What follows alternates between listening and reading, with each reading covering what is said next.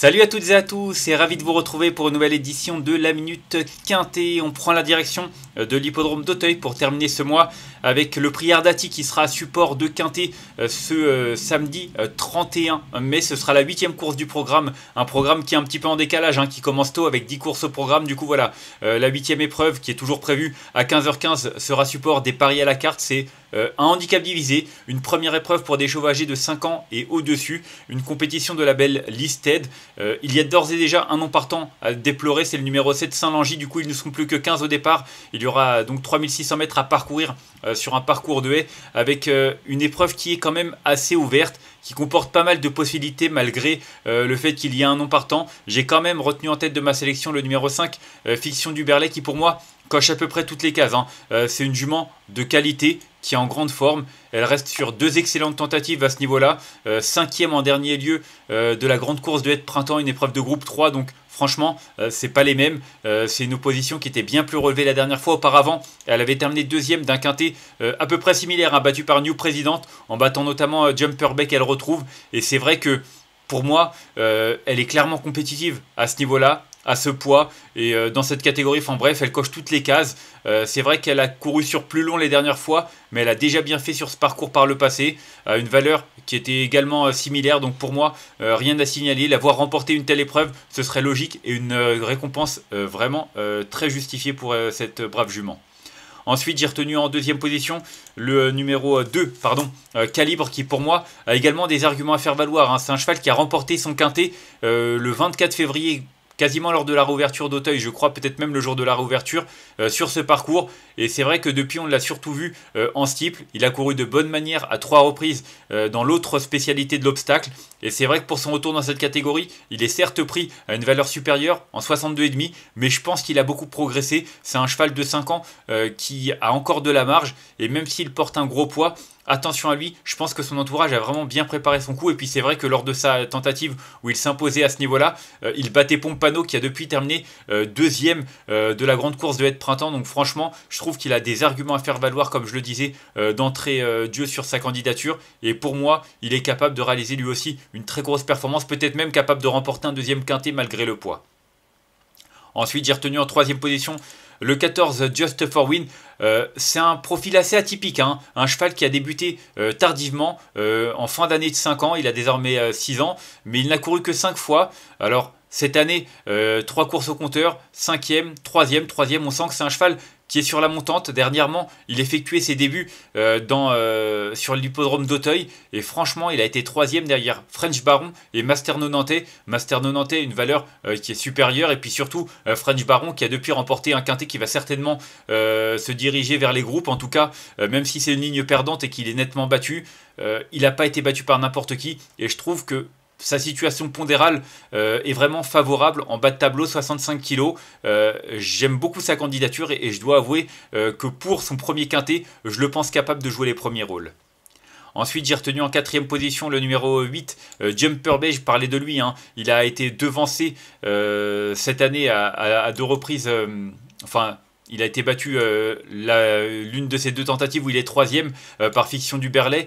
Il a été battu, oui, à 2 reprises par Fiction du Berlay, puisqu'il avait terminé également derrière Fiction du Berlay lors de la grande course de haie de printemps, 7e seulement. Mais même si dernièrement il a également terminé 7e, c'est un cheval qui, pour moi, descend un peu de catégorie. En plus, il a été baissé d'une livre sur l'échelle des valeurs. Je pense que les 2 dernières fois où il est seulement 7e, le lot était plus relevé, notamment dans la grande course de haie de printemps, mais ce que je veux dire, c'est qu'auparavant, il a prouvé qu'il était capable de bien faire et même de jouer les premiers rôles à ce niveau-là. Donc moi, je le reprends en confiance et avec une livre en moins et un Simon Planck inspiré, je pense qu'il est même capable de monter sur le podium. Ensuite, j'ai retenu en 5e position le numéro 10, Lucky One. Alors Lucky One, c'est un cheval qui a eu plusieurs vies. On se souvient même qu'il a remporté une grande course de haie de printemps il y a 2 ans de cela. Maintenant, de l'eau a coulé sous les ponts. Il est reparti notamment en Grande-Bretagne l'année dernière. En tout cas, pour son retour en France, il a montré qu'il n'avait rien perdu de sa superbe. 4e d'un handicap du côté de Compiègne il y a une quinzaine de jours. Donc un cheval qui est en forme. En plus, il portait quand même 72 kg. Ce ne sera pas le cas cette fois-ci. Donc je trouve que il est compétitif quoi qu'il arrive sur ce parcours et également à cette valeur, mais il est sur la pente ascendante et il a de beaux restes, comme j'ai dit, du haut de ses 10 ans, donc attention, je trouve qu'en valeur 55, c'est vraiment une belle chance théorique. Ensuite, j'ai retenu en 6ème position le numéro 15, Jabot Rosa, une concurrente qui a longtemps été écartée des pistes, hein, plus d'1 an, quasiment 15 mois d'absence, même un peu plus de 15 mois d'absence entre 2023 et fin 2024. Alors depuis son retour à la compétition, elle a réalisé des bonnes valeurs. C'est pas forcément la jument qu'elle était lorsqu'elle avait 4 ans, mais en tout cas, elle vient de montrer qu'elle était capable de bien faire à plusieurs reprises dans cette catégorie, en valeur 53,5, notamment en étant munie d'œillères australiennes. Là, ce sera juste des œillères normales. Maintenant, ça ne m'ennuie pas. Elle est bien placée en bas de tableau. Elle est associée à Kevin Dabé. Je trouve que sa candidature a vraiment pas mal d'arguments à faire valoir également.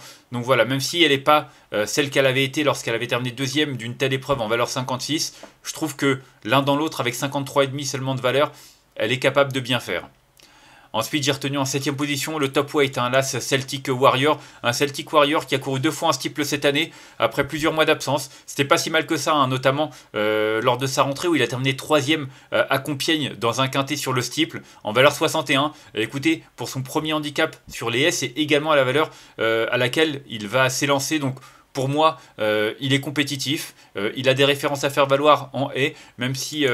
laissez-moi voir sur les haies d'Auteuil. Il a surtout couru en steeple. Il a couru une fois sur les haies d'Auteuil sur ce parcours et pour une 5ème place. Donc bon, ça date, c'était en 2021. C'est un cheval qui est âgé de 7 ans et c'est vrai qu'il n'a pas forcément beaucoup couru. Donc attention, même si sa dernière sortie n'est pas forcément transcendante début mai, je pense qu'on est en droit d'en attendre une réhabilitation. Et enfin en 8ème position, j'ai retenu le 9, Lyon Kirikou, absent des pistes pendant près de 2 ans, entre novembre 2022 et août 2024. Après cette rentrée, il a également été encore écarté des pistes. Donc voilà, un cheval qui n'a pas beaucoup couru du haut de ses 6 ans, seulement une dizaine de fois. On sent qu'il est sur la montante. 2 tentatives cette année, 6ème, puis 3ème du côté de Dieppe. Alors bien entendu, savoir ce qu'il vaut exactement à cette valeur de 56, c'est pas forcément évident. Mais à un moment donné, il était quand même pris en 65,5. Alors oui, c'était en steeple, mais ça prouve quand même la qualité.